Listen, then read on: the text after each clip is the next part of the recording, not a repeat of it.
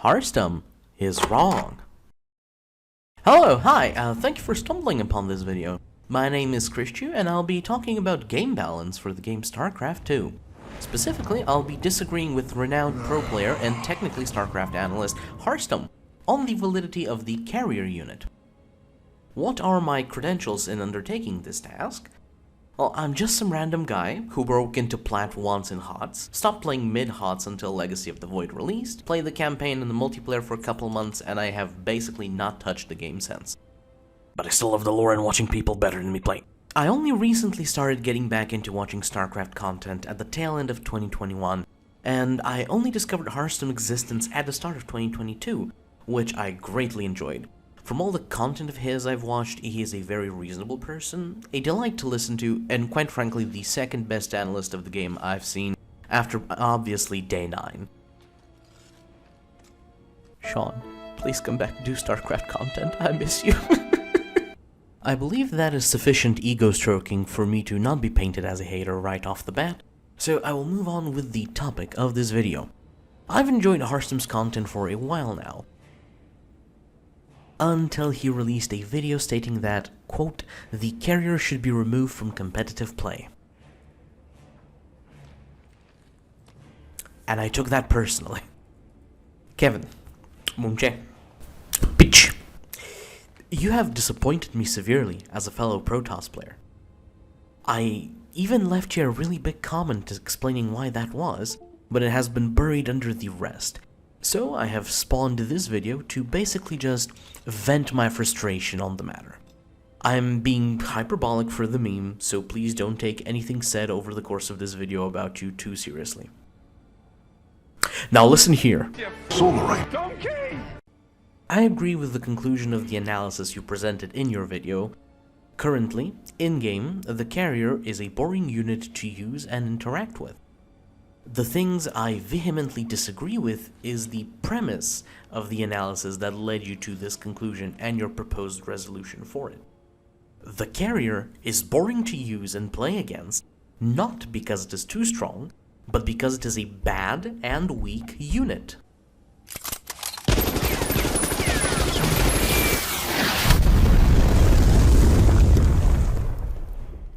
I think that what is happening when it comes to discussing the carrier is that greater knowledge and skill blinds people to its problems. You know, kind of how, like, very smart people can, for example, solve a mathematical equation to the 55th digit of pi so they can launch a rocket into space, but don't know how to grow crops. That innate superiority that blinds you to the smaller and less complicated things. Because while everyone goes on about the interceptors get twice the attack bonus from the weapon upgrades, or after you launch the interceptors and run back you don't interact with the opponent in every video that I have seen by people who are good at the game, and Loco, nobody acknowledges a very simple fact. No one even mentions it, and at this point I'm wondering if anyone else has actually considered it. Namely, interceptors die like flies. The oh-so-scary swarm is really easy to clear. Mass hydras, queens or marines melt through them. Parasitic bomb, storm, mines, spores, turrets and cannons obliterate them. Fungals and microbial shroud make them useless. And do you know what happens when all of a carrier's interceptors die? Well, let's just watch what happened in this game of PvZ where Prince fought Bjol with a large Skytoss composition, the main core of which was carriers. No macro, no spending here is because of the fact that he wants to make a new Spire, and it takes a long time to get that out, because he needs the lair once again. He needed a spawning pool, a lair, and then eventually a Spire. That takes a long while. Fungal growth over here, though. Once again, Microbial Shroud dealing a lot of damage. Good splits here by Prince, negating any potential here for splash damage, or at least preventing a lot of it. Storms are going down, while there's still some good fungal growths as well. Very patient play here as well with the Corruptors, keeping them back as long as possible until most of the Interceptor ships now have been killed by the Queens and the Spore Crawlers. My god, this is actually such a good fight for Bjol! That was 140 supply Zerg versus 200 supply Protoss. Oh my god, he just actually won that battle. That's right, the entire carrier becomes utterly useless. A fact evident at the highest tiers of pro play, just as much as it is in the gutters of Platinum and down. Except not only is it useless, at that point the carrier becomes an actively detrimental unit, since without interceptors it turns into a slow, flying brick that does nothing combat-wise, takes up supply that could have been used for more efficient things, and worst of all, becomes more expensive as time goes on, since rebuilding its interceptors drains your money in a way that is far less meaningful than a Terran's repairability. And since all of its interceptors were already destroyed, what is likely happening at this point in the game is that they die the moment they pop out of the carrier, making the unit nothing more than a money burner. And all of that exists without us even taking into account the fact that carriers are really easy to snipe. Abducts and Neurals from Zerg, Tempest and Blinking Stalkers from Protoss, not stupidly positioning Vikings and battlecruisers from Terran, all of this can shank them out of the main ball quite easily. You're making the unit out to be far better than it actually is. The carrier is already an abused creature. Don't bully it further, don't banish it. Its visual design looks so cool, it just needs to be fixed. So rather than Harstem's suggestion to remove the carrier, I propose an alternative. Forewarning, this will be the part of the video that likely gets the most hate in the comments. Now, in an attempt to extend an olive branch and a bridge towards the likely many fellows who disagree with this premise, I believe we can all agree on one thing. The current iteration of the carrier as a gameplay unit is like a stick. Most of you think that it is just that. A good old reliable, easy to use, and really potent, girthy stick.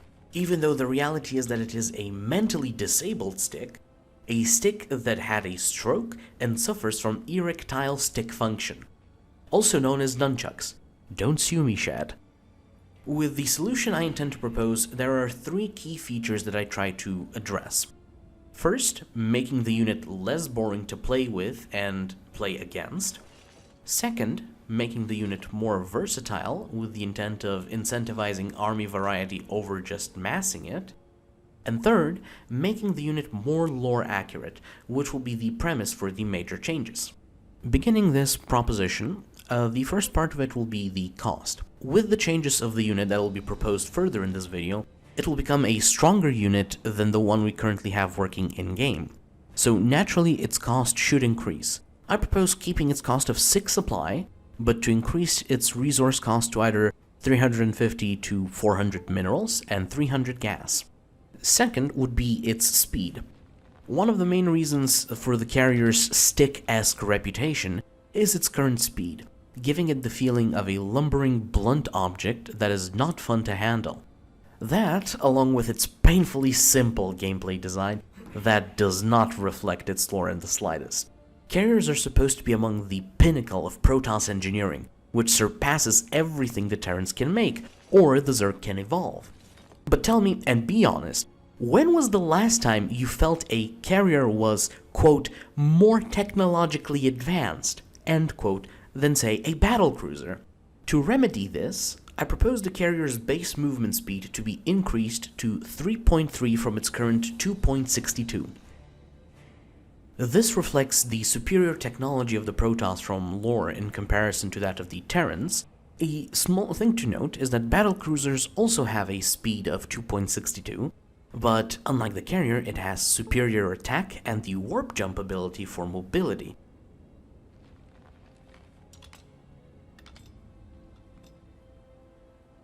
And it makes more sense that the more aerodynamic ship design is faster than the adorable pancake that is the Tempest, which has a speed of 3.15.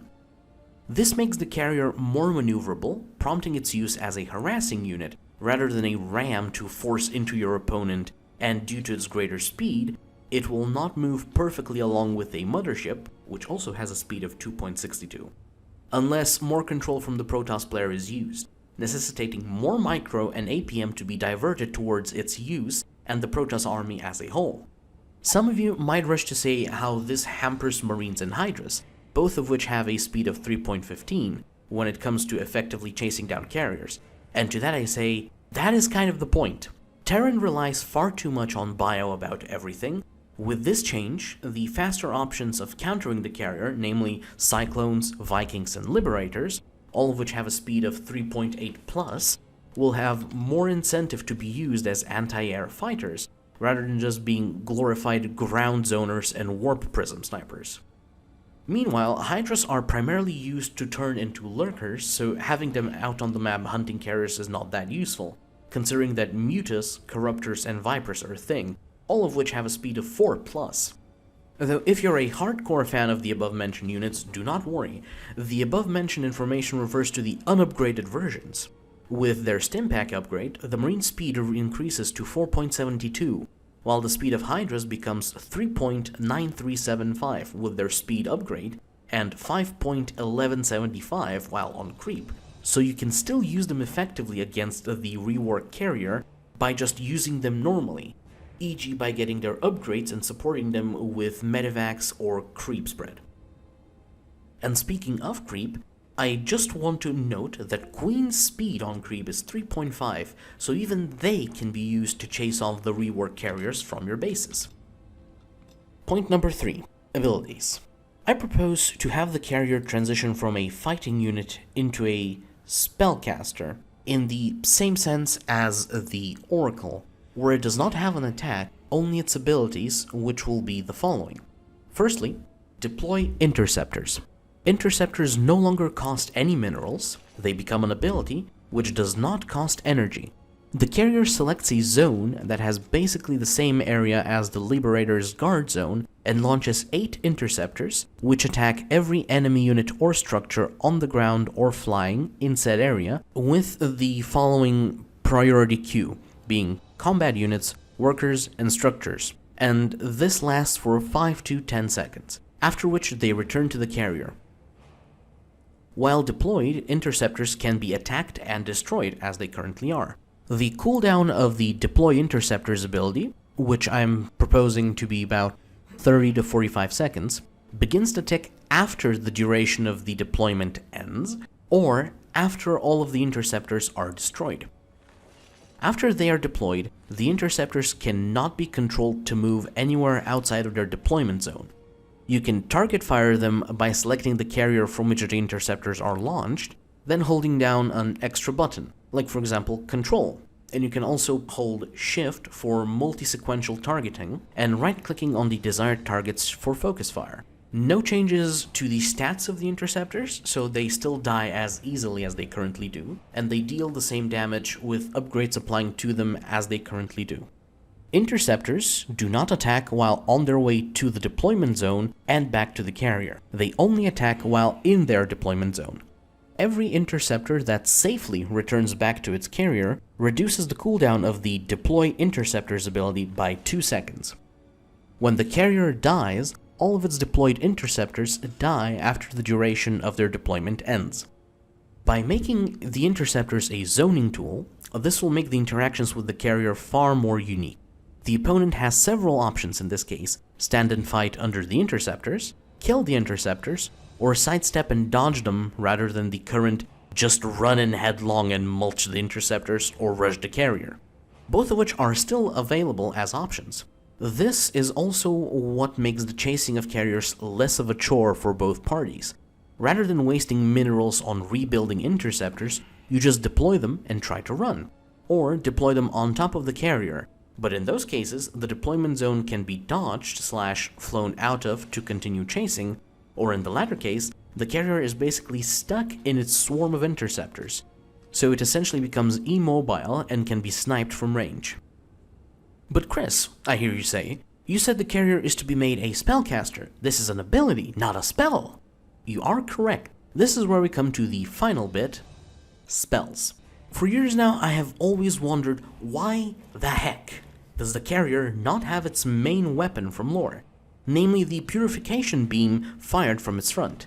You know, the thing they used to crack planets open into space rubble, as seen in official art and the excellent depiction in the StarCraft First Contact cinematic made by SC Legacy, which depicts the destruction of Chao Sara. So that will be its spell, Purification Beam, researched from the Fleet Beacon the same way that the battlecruiser researches its Yamato cannon from the Fusion Core.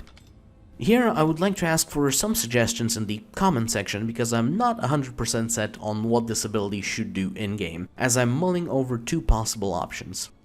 The first and most simple one to implement would be to just make it function the same way like the Thermal Lance ability of the Spear of Adun and the Tal'Darim Mothership you unlock in the Legacy of the Void campaign. Just a beam doing big damage in a straight line to all units and structures, including your own, but with double the length than the normal Thermal Lance for long-range snipes, but the carrier has to stop, turn to face the direction it will fire in, and channel for 1 to 2 seconds. Alternatively, and this is my personal preference, I would rather go for the ability given to Tassadar's ship the Gantrithor in the Mass Recall campaign, which I'll be putting up here for you to view. The only changes I would make to it are the following. To firstly give it a longer cast range, the damage numbers possibly being a bit lower. The carrier does not take any damage from this ability. The spell instead consumes a starting chunk of energy and then drains a small amount while it is channeled. There is no channeling time. The carrier can continue channeling for as long as it can. The carrier is stationary while channeling. If the carrier moves, dies, its target dies, or it runs out of energy, the spell is interrupted and ends. The spell is not interrupted by the carrier using its Deploy Interceptor's ability though, to give it an option to defend itself while channeling. This would essentially be a beefed up version of the Corruptor's Caustic Spray ability, except it can be used on anything rather than just structures, and it also deals damage in a splash area to give it more versatility. With all of this, we have turned the dysfunctional stick that is the current carrier into a zoning caster unit with sniping potential, which can be circumvented by micro, so it makes interacting with and against the unit more engaging. Protoss players will need to improve on their APM to use it effectively, and other races will be able to counter it with smart and skilled play, making it far more interesting. I hope I have convinced you that Blizzard should not remove the carrier from competitive play, but to instead rework it so that it is far more lore accurate to itself, thus making it a more viable unit to use, a more fun challenge to play around, while still leaving us with access to this precious design that has been with us since 1997. And if by some random chance he is watching, Harstum, I know you get asked this a lot in regards to games, but as someone who has not been able to play the game for a long while now, I'd like to use this video to ask you, with the ideas I have presented, will the carrier be made more balanced and fun to play around with? Or is it Imba and I suck? In any case, I hope everyone enjoyed this basically rant of mine. With this resurgence of inspiration, I intend to be doing more StarCraft related content, mainly when it comes to lore and crossovers with other settings, some of which will likely be rants, as well as more narrative projects, such as stories written by myself in other fantasy and sci-fi settings. Be sure to like and leave a comment, or subscribe to my channel here on YouTube, BitChute, or Rumble, links in the description. With all that out of the way, I bid you all a fine day. Do widzenia.